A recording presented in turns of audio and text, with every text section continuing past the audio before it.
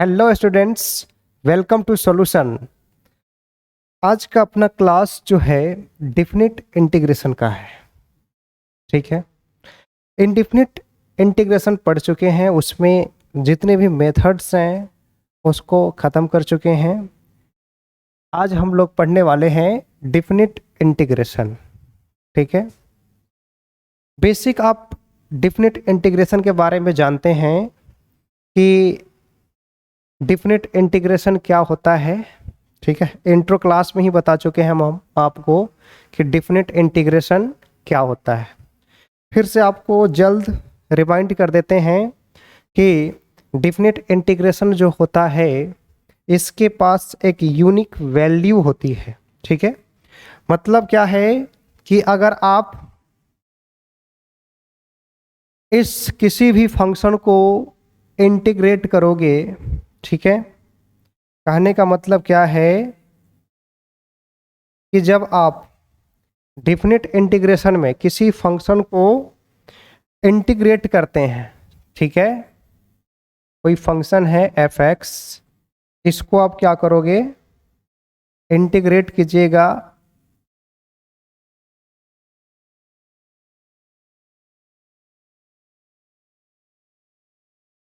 f(x) और ये dx। ठीक है, एक पर्टिकुलर इसमें लिमिट लगा होता है। ठीक है, इसको बोलते हैं लोअर लिमिट, इसको बोलते हैं अपर लिमिट। ठीक है, अब क्या होगा, इस फंक्शन का कुछ ना कुछ क्या होने वाला है, इंटीग्रेशन होगा, इंटीग्रल वैल्यू होगा। ठीक है, अगर ये लिमिट ना होता, ठीक है, तो ये क्या होता, इनडिफिनिट इंटीग्रल होता। ठीक है, अगर मान लीजिए कि इसका इनडिफिनिट इंटीग्रल इस तरीके का हो, F of capital F x ले लीजिए। ठीक है, कैपिटल एफ एक्स ले लीजिए। ठीक है, अगर ये इनडिफिनिट होता तो क्या होता, इसमें कांस्टेंट आता। ठीक है, अब देखिए कांस्टेंट आने का क्या कॉन्सेप्ट है। देखिए डिफिनिट इंटीग्रेशन में हम लोग कांस्टेंट को नहीं लिखते हैं। ठीक है, कांस्टेंट को नहीं लिखते हैं। अगर ये इसका इंटीग्रेशन एफ एक्स है, ठीक है, तो ये फाइनली आपका क्या है, इसका इंटीग्रल वैल्यू होता है। ये लोअर लिमिट है, ये अपर लिमिट है। ठीक है, अभी हम बताएंगे। ठीक है, जब क्या करते हैं आप यहाँ से यहाँ पे लिखते हैं लोअर लिमिट, यहाँ पे लिखते हैं अपर लिमिट। अब होता क्या है कि ये जो है आपके पास अपर लिमिट एक बार x के जगह पे लिखा जाएगा f ऑफ b, और फिर क्या होगा, लोअर लिमिट x के ऊपर लिखा करके माइनस में आ जाएगा, f ऑफ a होता है। ठीक है, तो इसमें क्या होता है, इसका एक फिक्स्ड वैल्यू होता है। ठीक है, और ये जो इंटीग्रल होता है क्या होता है, ये एक एरिया देता है। ठीक है, एक एरिया देता है। एरिया बोले तो अगर कोई भी फंक्शन है, ठीक है, ये f(x) क्या है, कंटिन्यूअस फंक्शन है। ठीक है, इस रीजन में a और b के रीजन में, मतलब एक इंटरवल में है ना, क्लोज इंटरवल a और b के बीच में क्या है, ये f(x) जो है कंटिन्यूअस फंक्शन है। ठीक है, अगर ये f(x) का ग्राफ है कुछ इस तरीके से, है ना, अगर हम रीजन की बात करते हैं तो देख लीजिए, ये है ना, ये आपके पास है, ये x इक्वल टू a है और ये क्या है, x इक्वल टू b है। ठीक है, तो ये जो आपके पास इंटीग्रेशन है ये एरिया देता है। इसका एरिया क्या है, देखिए ये वाला जो एरिया है ना, ये देता है, एरिया बाउंडेड बोलेंगे, है ना, एरिया बाउंडेड कर्व f(x) और x equal to a, x equal to b और x एक्सिस, है ना, x axis x equal to a, x equal to b और f(x) का जो क्लोज्ड एरिया है ना, रीजन बाउंडेड है ये f(x), वो एरिया देता है। समझे कि नहीं समझे? ठीक है, अब ये लोअर लिमिट है, इसको बोलते हैं लोअर लिमिट, इसको बोलते हैं अपर लिमिट। f(x) क्या है, एक कंटिन्यूअस फंक्शन है। ठीक है, कंटिन्यूअस फंक्शन, कंटिन्यूअस फंक्शन, है ना, ऑन क्लोज इंटरवल a और b, है ना, इसमें a और b के बीच में क्या है, कंटिन्यूअस फंक्शन है। ठीक है, दिख रहा है ना, कंटिन्यूअस फंक्शन है ये, कहीं भी इसका कर्व जो है ब्रेक नहीं होता है। ठीक है, तो इस फंक्शन को कंटिन्यूअस फंक्शन बोलते हैं। और ये जो आया आपके पास एरिया, ये इंटीग्रल वैल्यू है a और b के बीच में। ठीक है, अब देखिए ये जो है डिफिनिट इंटीग्रेशन क्या होता है, इसके पास it has a unique value, है ना, इट हैज ए यूनिक, है ना, यूनिक वैल्यू, या फिर बोलते हैं एक आपके पास फाइनाइट वैल्यू होती है जिसको बोलते हैं, क्या होता है, फाइनाइट वैल्यू बोल सकते हो, फाइनाइट वैल्यू, ठीक है, जिसके वजह से हम लोग बोलते हैं इसको डिफिनिट इंटीग्रेशन। ठीक है, अब हम आपको बताते हैं कि डिफिनिट इंटीग्रेशन में कितने तरीके का इंटीग्रेशन पढ़ते हैं, वो चीज़ बताते हैं। देखिए, जैसे कि आपको डिफिनिट इंटीग्रेशन के अंदर मेनली 2 तरीके का इंटीग्रेशन करना है। ठीक है, जैसे ये डिफिनिट इंटीग्रेशन है ना, डिफिनिट इंटीग्रेशन में 2 तरीके के इंटीग्रेशन आपको पढ़ना है। ठीक है, एक आप जानते हो या फिर नहीं जानते हैं तो हम आपको बताते हैं, लिमिट ऑफ ए सम, मतलब इसको बोलते हैं definite integral as the limit of a sum. ठीक है, इसको ये बोला जाता है। ठीक है, दूसरा जो होता है वो होता है आपका एंटी डेरिवेटिव्स। ठीक है, एंटी डेरिवेटिव्स। ठीक है, इसमें क्या होता है, इसको पहले पढ़ते हैं, है ना। एंटी डेरिवेटिव्स में क्या होते हैं, तो जो मैंने आपको बताया कि जो आपके पास देखिए ये एफ एक्स जो होता है आपका ए और बी के बीच में, इसका आपके पास इसका इंटीग्रल वैल्यू एफ होता है। अगर ये मान लीजिए एक्स आया है तो इसको क्या बोलेंगे, ए और बी के बीच में, है ना, तो ये आ जाता है आपका F of B minus F of A. ठीक है, ये क्या है, फंडामेंटल थ्योरम ऑफ कैलकुलस में पढ़ेंगे। ठीक है, जब एरिया फंक्शंस आएंगे, है ना, और first fundamental theorem, second fundamental theorem, उसके बेसिस पे हम आपको मेनली डिटेल्स में बताएंगे। लिमिट ऑफ सम क्या होता है, इसका क्या फार्मूला है ना, इसके बेसिस पे जब क्वेश्चन सॉल्व करेंगे तो आपको हम बताएंगे। ठीक है, तो चलिए आपको हम बताते हैं कि एंटी डेरिवेटिव्स में सबसे पहले हम बात करेंगे, देखिए किसका, फंडामेंटल थ्योरम ऑफ कैलकुलस। ठीक है, फंडामेंटल थ्योरम ऑफ कैलकुलस क्या होता है, देखिए फंडामेंटल थ्योरम ऑफ कैलकुलस में हम सबसे पहले एरिया फंक्शन पढ़ेंगे, है ना। एरिया फंक्शन क्या होता है, उसके बाद हम पढ़ेंगे कि इसके 2 थ्योरम हैं। ठीक है, एक आपके पास theorem, first fundamental theorem of integral, then फिर second fundamental theorem of integral calculus. ठीक है, उससे पहले हम लोग जानते हैं एरिया फंक्शन क्या होता है। ठीक है, इसमें घबराने वाली बात नहीं है, सब कुछ पढ़ेंगे, है ना। एरिया फंक्शन क्या होता है, ठीक है, एरिया फंक्शन, देखिए एरिया फंक्शन में कोई अगर मान लीजिए एफ एक्स क्या है, कंटिन्यूअस फंक्शन है। ठीक है, क्या है, कंटिन्यूअस फंक्शन है, तो आप जानते हो, क्या जानते हो, बताते हैं कि अगर ये x इक्वल टू ए है और ये क्या है, x इक्वल टू बी है। ठीक है, ये आपके पास एफ एक्स कर्व है, ये वाला जो है कर्व, है ना, इसको हम देखिए, ये जो है ना आपके पास कर्व है ये। ठीक है, ये क्या है, कर्व है। ठीक है, तो ये जो एरिया है, अगर आप इसकी बात करो, ठीक है, इसकी बात करेंगे हम आपसे, देखिए ये क्या है, ये आपके पास एफ एक्स है, जब इस इंटरवल में क्या है, कंटिन्यूअस फंक्शन है, तो ए से लेकर के बी तक ये dx, ये क्या शो करता है, इस एरिया को शो करता है। ठीक है, ये वाला एरिया जो होगा ना, यहाँ से लेकर के यहाँ तक, इस एरिया को शो करता है। ठीक है, ये आपके पास क्या है, ये एरिया है किस इंटरवल में, ए से बी तक का, ए से लेकर के बी तक का, जो इस कर्व के अंदर है ना, ये एरिया जो है region bounded by F X, X equal to A, X equal to B and X axis. ठीक है, ये क्या है, region bounded by curve F X, X equal to A, X equal to B and X axis, है ना, reason bounded है ये, तो ये एरिया शो करता है। ठीक है, अब बताइए एरिया फंक्शन में क्या होगा, कि बेसिकली होता क्या है कि इसमें ये एरिया कैसे बना होगा, है ना। अगर मान लीजिए हम इतना स्टेप्स, अगर ए से लेकर के बी तक का इंटरवल पे है, ए से लेकर के बी तक का इंटरवल है, तो ये इतना पूरा एरिया देगा कि नहीं देगा, यहाँ से लेकर के यहाँ तक एरिया देगा। अगर मान लीजिए इसके ए और बी के बीच में है ना, अगर ये आपके पास इंटरवल ए से लेकर के बी तक का है, तो ये आपका एरिया हो गया यहाँ से लेकर के यहाँ तक।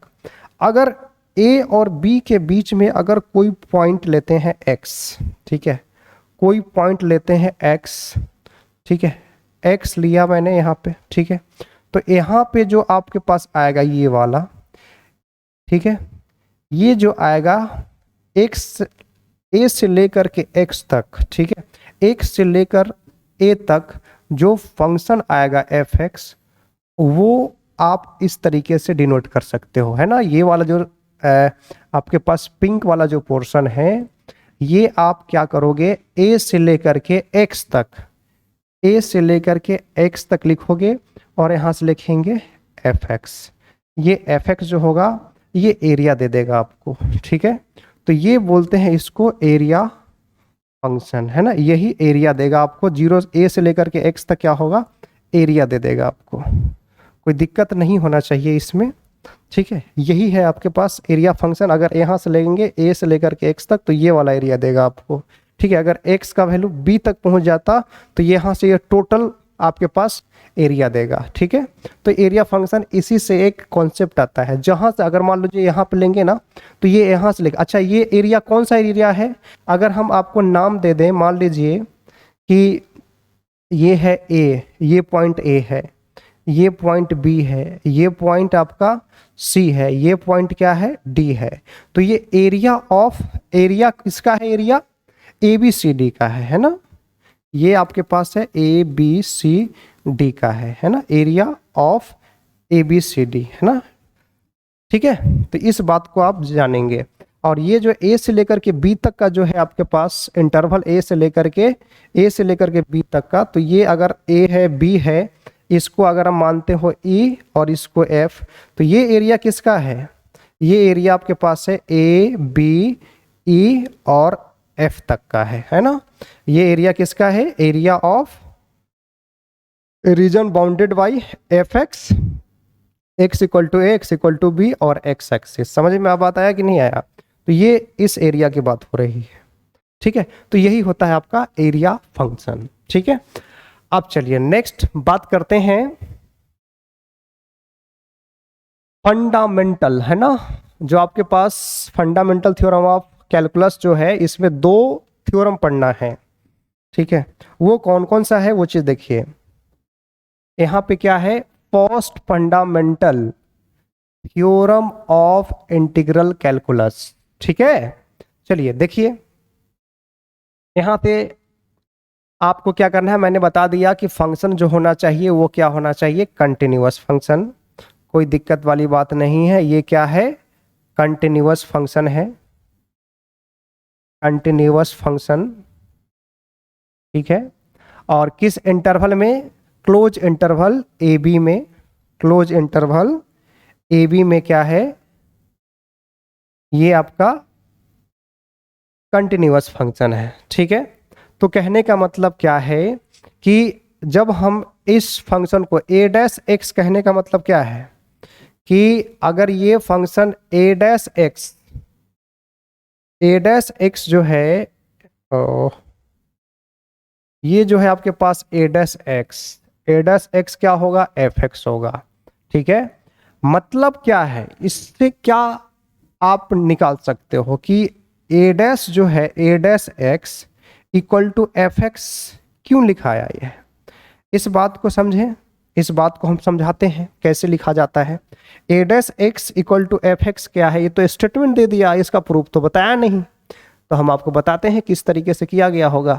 Late F be the continuous function on the closed interval A B and, और ए एक्स क्या है, एक एरिया फंक्शन है, जो मैंने आपको बताया कि एरिया फंक्शन कैसे होता है। ए एक्स क्या है, एरिया फंक्शन है। देन ए डैश मतलब क्या है, इसको डिफरेंशिएट किया गया है ना, एरिया फंक्शन को, तो ये एफ एक्स आ गया, ठीक है।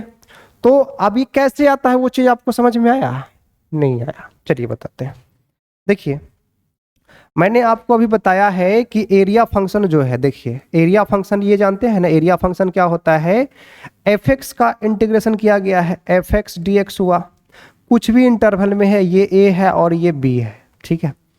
तो मैंने आपको बताया है, क्या बताया है, देखिए अगर मान लीजिए कि ये क्या है, इस फंक्शन का इंटीग्रेशन क्या है, इसका क्या है, ये इंटीग्रेशन है, ठीक है। अगर इस फंक्शन का इंटीग्रेशन क्या है, ये वाला फंक्शन आया है, तो इस फंक्शन का डिफरेंशिएशन क्या होगा, एफ एक्स होगा भाई। अरे समझ में आया कि नहीं आया? अगर इस फंक्शन का इंटीग्रेशन क्या है, ये वाला फंक्शन है, ये वाला एरिया फंक्शन जिसको बोला गया है, तो इसका डिफरेंशिएशन जो होगा वो क्या होगा, एफ एक्स होगा, ठीक है। इसका डिफरेंशिएशन कहने का मतलब क्या है कि ये ए डैश एक्स जो होगा, ये ए डैश एक्स जो होगा वो क्या होगा, ये वाला फंक्शन होगा।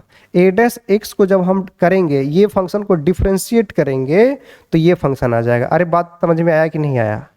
अरे बोलो, आया ना? ये एफ एक्स आया, ठीक है। तो यही बात आपको बताया गया है, बात समझ में आया? या फिर अगर आप इस तरीके से लिख सकते हो, अगर कोई भी फंक्शन है एफ एक्स, ठीक है, इसका आपने इंटीग्रेशन कर दिया, इसको आपने इंटीग्रेशन कर दिया और फिर से d अपॉन डी एक्स लगा दिया, तो ये क्या हो जाएगा, फिर एक बार इंटीग्रेट कर रहे हो और एक बार डिफरेंशिएट कर दे रहे हो, तो मतलब क्या है, ये क्वांटिटी फिर से एफ एक्स आ जाता है।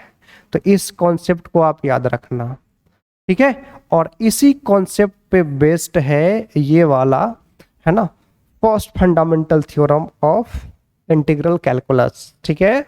एफ एक्स क्या है, एक कंटिन्यूअस फंक्शन है ना, on the closed interval A B पे, है ना, क्लोज इंटरवल ए बी पे, ठीक है। बात को समझना जरा। ए एक्स क्या है, एरिया फंक्शन है, इसने साफ साफ लिख दिया है, ठीक है। और फोर एक्स बिलोंग्स टू ए से लेकर के बी तक, ठीक है। इस बात को आप समझ गए होंगे, ठीक है। अब चलिए दूसरा देख लेते हैं, second fundamental theorem of integral calculus क्या है, उस बात को देखते हैं, ठीक है। तो देखिए इसमें ये सब मत कीजिए, ठीक है। ये देखिए थ्योरम आपको क्या दिया है, एफ एक्स कंटिन्यूस फंक्शन है और ये डिफाइंड है क्लोज इंटरवल ए बी में, वही बातें हैं। एफ क्या दिया गया है, एंटी डेरिवेटिव्स बोले तो इंटीग्रल किसका, एफ एक्स का, है ना। अगर एफ एक्स क्या है continuous function on the closed interval A B, तो यहाँ पे देखो ये एफ एक्स क्या है, इसका इंटीग्रल वैल्यू है, ये क्या है, इंटीग्रल वैल्यू। तो यहाँ से हम लोग बारी बारी से क्या करेंगे, ये आपके पास इसको लोअर लिमिट बोलते हैं, इसको अपर लिमिट बोलते हैं। ये है एफ और ये है, अब क्या करेंगे, इस बी को एक्स पे रखेंगे तो एफ ऑफ बी हो जाएगा और दूसरा माइनस करके एफ ऑफ ए लिख देंगे, ठीक है। आपको मैंने बताया है कि इसको क्या बोलते हैं, इसको लोअर लिमिट बोलते हैं, क्या बोलते हैं, लोअर लिमिट। और डिफिनिट इंटीग्रेशन को हम लोग इंटीग्रेट करते हैं इस तरीके से, ए से लेकर के बी तक, ये एफ एक्स है, ये डी एक्स है, तो इसको बोलेंगे लोअर लिमिट, है ना। वैसे तो बोला जाता है लिमिट्स ऑफ इंटीग्रेशन इसको बोलते हैं, है ना। ए और बी को क्या बोलते हैं, लिमिट ऑफ इंटीग्रेशन, और इसको बोलते हैं lower limit of integration, lower limit बोलते हैं, इसको बोलते हैं अपर लिमिट, ठीक है। इसको बोलते हैं लोअर लिमिट और इसको बोलते हैं अपर लिमिट, ठीक है। इस बात को समझना, वैसे मैंने आपको बता दिए हैं, है ना, ये सब पहले ही क्लास में। इसको बोलते हैं अपर लिमिट, ठीक है। ए बी को क्या बोल दिया मैंने, लिमिट्स ऑफ इंटीग्रेशन, ठीक है। ये फंक्शन आपका है जिसको आपको विद रिस्पेक्ट टू एक्स क्या करना है, इंटीग्रेट करना है, ठीक है। तो इसको बोलते हैं, इसको इंडिकेट करते हैं डिफिनिट इंटीग्रेशन। इसमें कोई भी कांस्टेंट नहीं आता है, मैंने आपको ये बताया। चलिए एक कॉन्सेप्ट यहाँ से, ये वाला बात समझ में आ गया ना। चलिए आपको बताते हैं कि इसमें कांस्टेंट सी क्यों नहीं लेते हैं। अगर मान लीजिए कोई फंक्शन है एफ एक्स, ठीक है, इसका आपने इंटीग्रेशन ए से लेकर के बी तक किया है, ठीक है। तो सिंपल सी बात है, अगर ये मान लीजिए इसका इंटीग्रेशन एफ एक्स आया, अगर ये इनडिफिनिट है तो क्या होता है, एक प्लस सी आता कि नहीं आता, ठीक है। और जब हम इसमें लिमिट पुट करेंगे ए और बी, ठीक है, तो यहाँ पे क्या होगा, x के जगह पे b आएगा, तो क्या लिखाएगा, F of B plus C minus F of, अब x के जगह पे क्या लिखाएगा, a और प्लस यहाँ पे लिखाएगा c। तो ध्यान देने वाली बात ये है कि ये वाला c और ये c कैंसिल हो जाएगा, ठीक है। ये आपके पास एफ बी आएगा माइनस एफ ऑफ ए आएगा। तो डिफिनिट इंटीग्रेशन में कांस्टेंट ऑफ इंटीग्रेशन पे कोई डिपेंड नहीं होता है, इस पे कांस्टेंट ऑफ इंटीग्रेशन को लिखने की कोई ज़रूरत नहीं होती है, इसका कोई नीड नहीं होता है डिफिनिट इंटीग्रेशन के अंदर। बात समझ में आया आपको? चलिए, आपको समझ में आया होगा, ठीक है जी। तो ये था आपके पास definite integration, first fundamental theorem of आपके पास इंटीग्रल कैलकुलस, सेकेंड बता दिया मैंने फंडामेंटल थ्योरम ऑफ कैलकुलस, मैंने बताया एरिया फंक्शन बताया, ठीक है। और ये जो है आपके पास एक definite integral limit of a sum, ठीक है।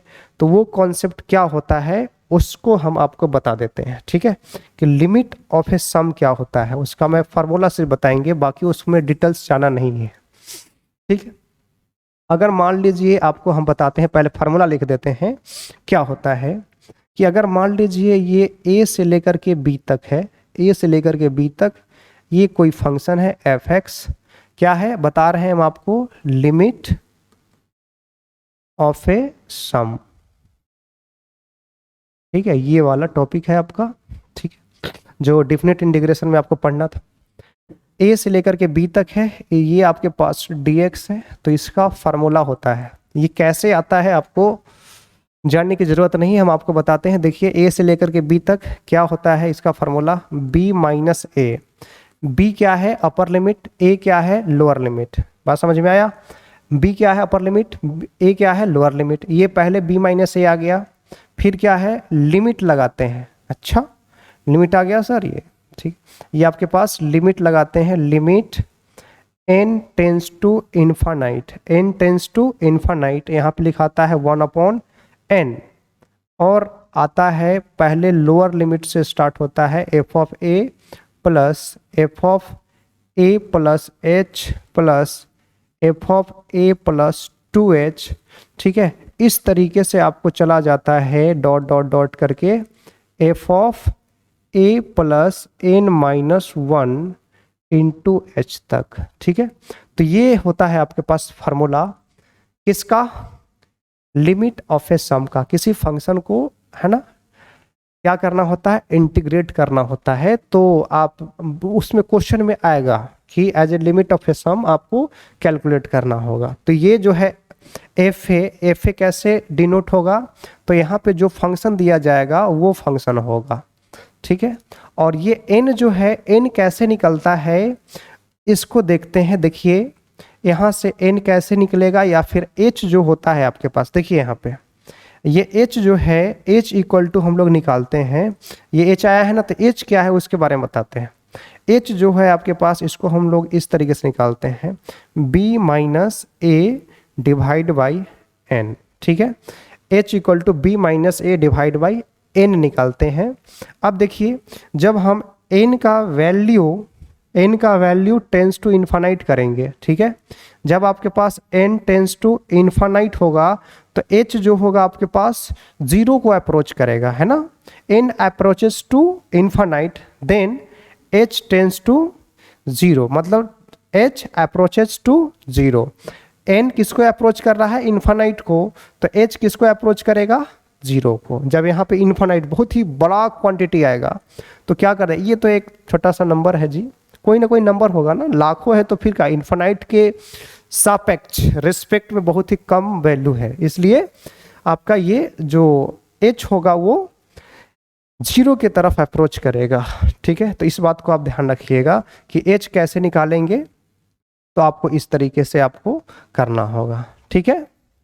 चलिए, आपको हम बताते हैं एक सवाल करके, ठीक है, कैसे होता है ठीक है, b माइनस ए है। एक तो नॉर्मल मेथड से हम आपको बताते हैं और फिर आपको बताएंगे कि लिमिट ऑफ ए सम के हेल्प से कैसे बनता है। ठीक है, चलिए अब क्वेश्चन करते हैं। अगर मान लीजिए कि अगर इंटीग्रेशन करना हो x है और ये dx है, ये आपको दिया हुआ है 1 है और ये आपके पास क्या है 3 है। ठीक है, अगर इसका सिंपल दिया हुआ रहेगा तो आप क्या करोगे, एज ए मतलब जैसे इंडिफिनिट करते हैं ना, वैसे ही करना है। आप क्या जानते हो कि x का इंटीग्रेशन क्या होता है, x square by 2, x square by 2, और यहाँ पे 1 और 3 क्या करना है, इस तरीके से लिखाना है बॉक्स में, कैपिटल बॉक्स के, है ना। यहाँ पे लिखेंगे 3 और यहाँ पे लिखेंगे 2। ठीक है, अब क्या करते हैं, बारी बारी से ये 3 को यहाँ पे x के जगह पे डाल देंगे, है ना। तो क्या होगा, 3 का स्क्वायर डिवाइड बाई 2 और फिर माइनस लोअर लिमिट डालेंगे x के जगह पे, तो 2 का स्क्वायर डिवाइड बाई 2। चाहो तो आप 2 बाहर ले सकते हो। ठीक है, अगर 2 बाहर ले लेंगे तो इस तरीके का बनेगा 1/2 बाहर, और x स्क्वायर यहाँ पे आ जाएगा आपके पास, ये आ जाएगा 2 और ये हो जाएगा 3। या तो ये कर सकते हैं या तो ये कर सकते हैं। ठीक है, दोनों सही है, 1/2 कॉमन लिए हैं तो यहाँ से आ जाएगा 3 का स्क्वायर माइनस 2 का स्क्वायर। दोनों चीज़ सेम है, यहाँ से 2 आप एलसीएम ले लीजिए, यहाँ पे कितना आएगा 9 माइनस 4, तो आ जाएगा 5/2। यहाँ पे भी सेम ही है, 1/2 आपको, ये आपके पास 9 माइनस 4 हो गया तो कितना हो गया 5/2। तो ये इस तरीके से आप सॉल्व कर सकते हैं। ठीक है, ये क्या है, डिफिनिट इंटीग्रेशन हुआ, लिमिट्स को आप पुट कर दिए। ठीक है, अगर इसी सवाल को लिमिट ऑफ सम के हेल्प से अगर बोल दे सॉल्व करने के लिए तो कैसे कीजिएगा, वो चीज़ हम आपको बताते हैं। ठीक है, ये आपके पास सिंपल क्वेश्चंस हैं। ठीक है, आपको एक क्वेश्चंस करके बता देते हैं। इसी क्वेश्चंस को, इसका आंसर कितना आया है, 5/2 आया है ना। चलिए आपको बताते हैं 5/2 कैसे आएगा, है ना। आपको बताना है कि फाइंड, इसका वैल्यू निकालना है लिमिट ऑफ ए सम के हेल्प से, है ना। लिमिट ऑफ ए सम के हेल्प से बताना है कि कैसे बनाओगे। ये आपके पास क्या था 1 और ये है 3, ये है x, ये है आपके पास dx। ठीक है, फार्मूला आप जानते हैं, फार्मूला क्या जानते हैं, फार्मूला में आपको मैंने बताया कि अगर ये a है, ये b है, कोई फंक्शन है f(x) और ये dx, तो फार्मूला क्या लिखते हैं, b minus a divide by, sorry, b minus a limit n tends to infinite 1/n, फिर लिखते हैं f of a plus f of a plus h plus इस तरीके से plus f of a plus n minus 1 into h, ये लिखते हैं ना। तो ये फार्मूला होता है आपका। तो यहाँ से बताइए, इसको आपको फाइंड करना है, क्या होगा, बाय लिमिट ऑफ ए सम से डिफिनिट इंटीग्रेशन। ठीक है, समझ में आ रहा है बात आपको। चलिए देखते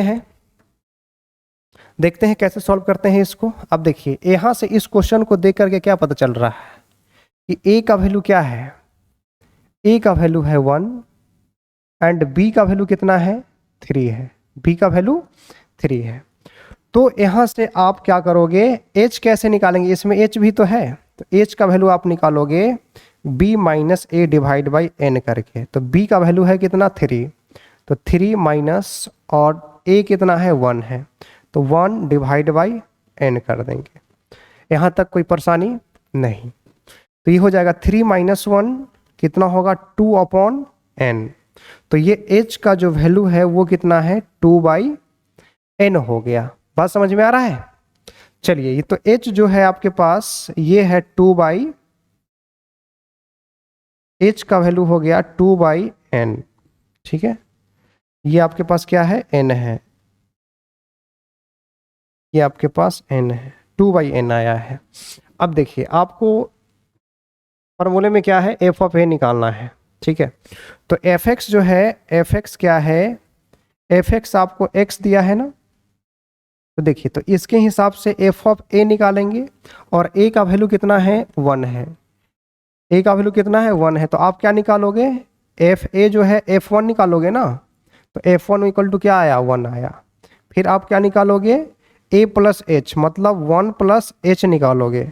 तो वैल्यू x के जगह पे क्या आएगा, ये वाला क्वांटिटी आएगा ना, x के जगह पे ये वाला, तो आ जाएगा आपके पास 1 प्लस एच आएगा। ठीक है, फिर जब आप निकालोगे 1 प्लस ए प्लस 2h, तो a का वैल्यू 1 है और ये आपके पास 2h हो गया, तो कितना होगा 1 प्लस और h जो है आपके पास 2h हो गया। इस तरीके से, इस तरीके का जाएगा कहाँ तक, f of 1 plus n minus 1 into H तक जाएगा। तो ये तो x का ही, x के जगह पे ये आ जाएगा, तो आ जाएगा 1 प्लस 1, सॉरी ये यही क्वांटिटी आएगी 1 plus n minus 1 into H.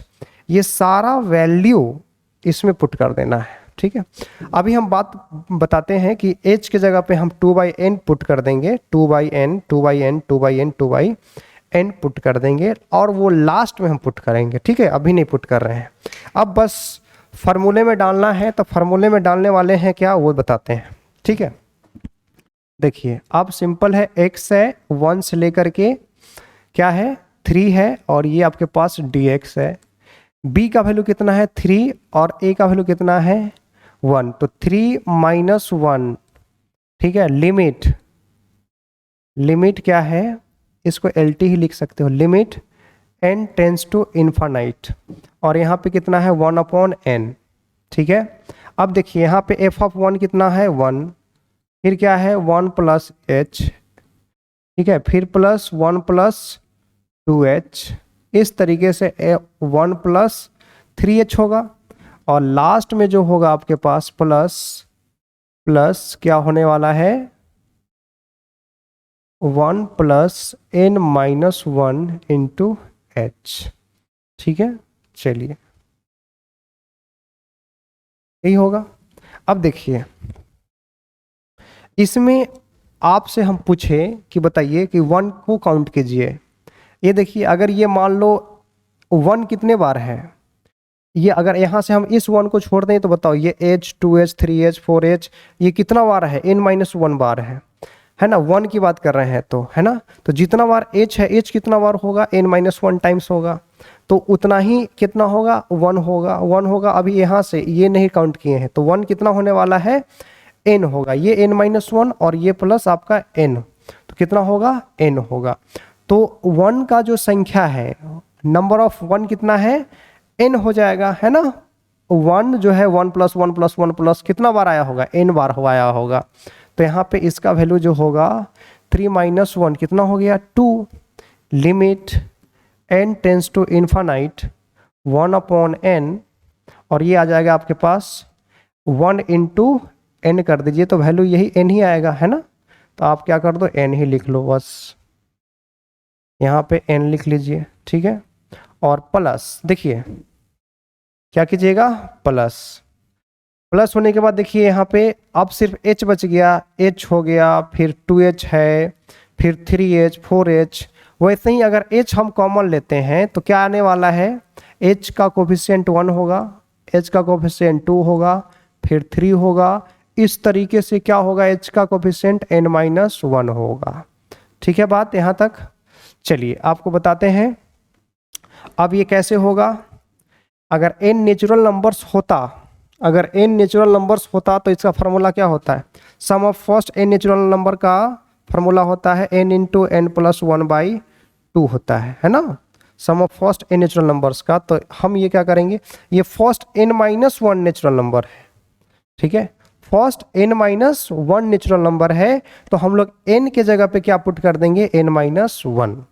ठीक है, तो आ जाएगा 2 limit n tends to infinite 1/n n plus, अब देखिए अब h का वैल्यू हम लोग क्या निकाले थे, ध्यान से देखिएगा, हम लोग h का वैल्यू 2/n निकाले हैं, 2/n।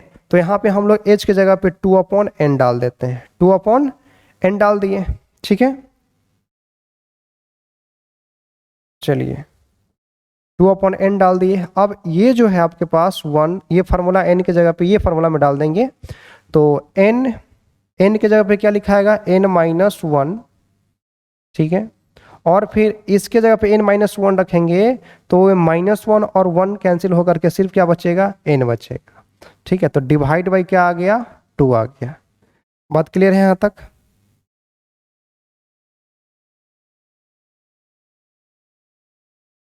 चलिए देखिए, 2 है इस तरीके से। चलिए अब देखिए, ये वाला n और ये वाला n कैंसिल हो जाएगा।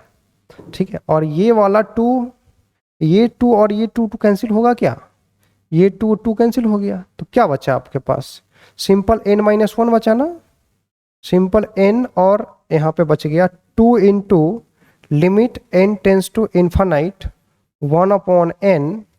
ये आपके पास बन गया कितना, n प्लस ये n-1 बचा। ठीक है, तो यहाँ से होने वाला है क्या, 2 into limit n tends to infinite, ये बताइए n प्लस n कितना हो गया, 2n। ठीक है, और 2n आएगा, तो जब ये 2n आएगा और n से जब क्या होगा, अच्छा ये बताइए, n जब जाएगा अंदर, अंदर जाएगा तो क्या क्या हो जाएगा, n से n कैंसिल हो जाएगा तो 1 बचेगा ना, इससे भी डिवाइड होगा तो 1 होगा, और फिर फाइनली 1/n हो जाएगा। कोई दिक्कत है यहाँ तक? ठीक है, अच्छा ये 2 जो है, 2 का क्या कॉन्सेप्ट है, 2 डिवाइड बाई 2 है, तो 2 से 2 मैंने कैंसिल कर दिया था। ठीक है, ये आपके पास 2 हो गया, ये n का वैल्यू हम इन्फानाइट पुट करेंगे तो 2 इंटू 2 4 आ रहा है। ठीक है, तो 4 आना चाहिए क्या। अच्छा, लिमिट आपने 1 से लेकर के 3 तक डाला है। ठीक है, 1 मिनट यहाँ से हम देख लेते हैं आपके पास इसका आंसर कितना आया है। इसका आंसर आपको आया है 5/2, 5/2, ये 5/2 हो गया है। ठीक है, 1 से 3 x²/2, 3²/2, 2²/2, मतलब 4, 4/2, 5/2 आ गया आंसर। 5/2 इससे भी आना चाहिए। ठीक ना, a से लेकर के b तक, ये आपके पास 1, 1 प्लस h इस तरीके से आ गया। यहाँ से आपके पास b-1 2/n आ गया है, 2/n आ गया। ठीक है, आपके पास h का वैल्यू है, और यहाँ से जब हम वैल्यू को पुट कर दिए तो 1/n 3-1। ठीक है, ये x जो है आपके पास ये n टाइम्स आ गया, h का वैल्यू इतना आ गया।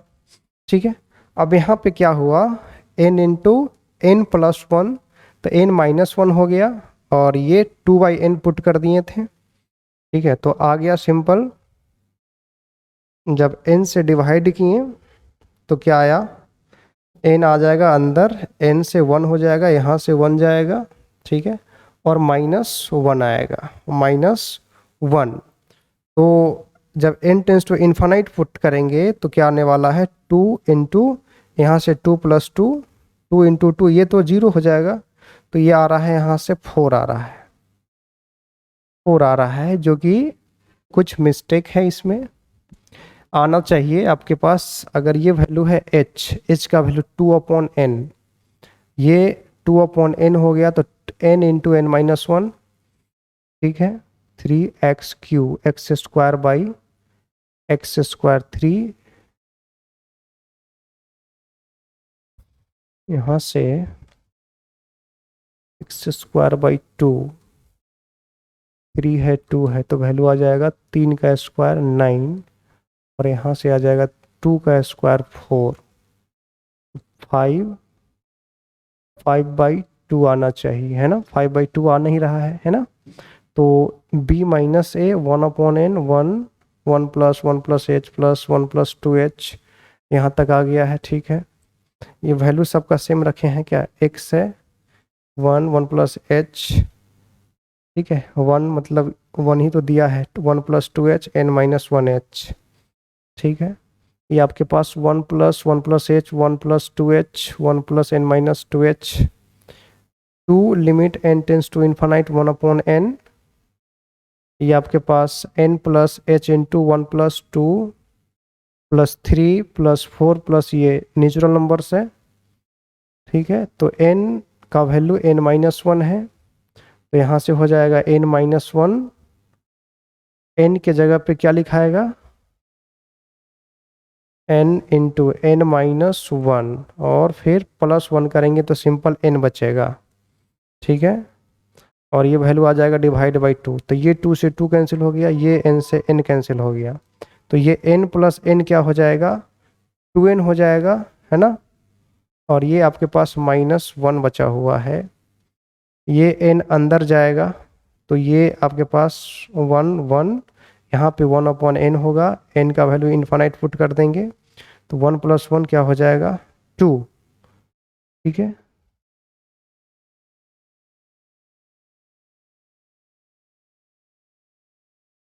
कुछ मिस्टेक है यहाँ पे, ठीक है, कोई बात नहीं है, इसको हम फिर से दोबारा आपको बता देंगे। ठीक है, इस क्वेश्चन को रिमार्क कर लीजिए, फिर आपको नेक्स्ट क्लास में हम आपको बताएंगे। ठीक है, तो फिलहाल ये देखिए दोनों का क्वेश्चन सेम ही होता है। ठीक है, दोनों जो होते हैं आपका आंसर सेम होता है।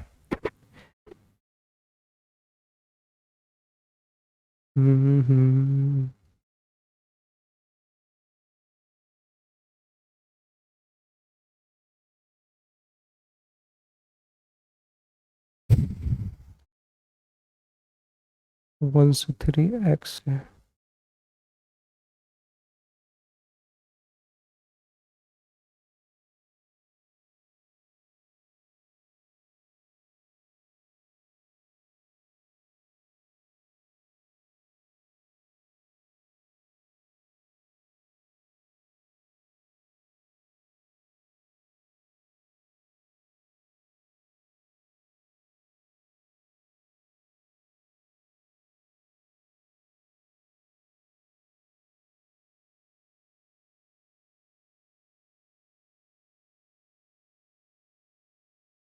Five by two.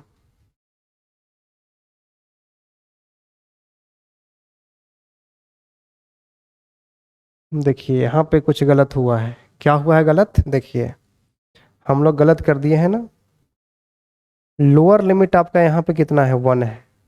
ठीक है, यहाँ पे लोअर लिमिट यहाँ पे 1 ही है। ठीक है, यहाँ पे 2 डालना है बार बार, गलत यहीं पे हो रहा है आपको। ठीक है, वहाँ पे आंसर 2 आ गया है, 4 आया था ना, हम लोग यहाँ पे गलत कर रहे हैं। ठीक है,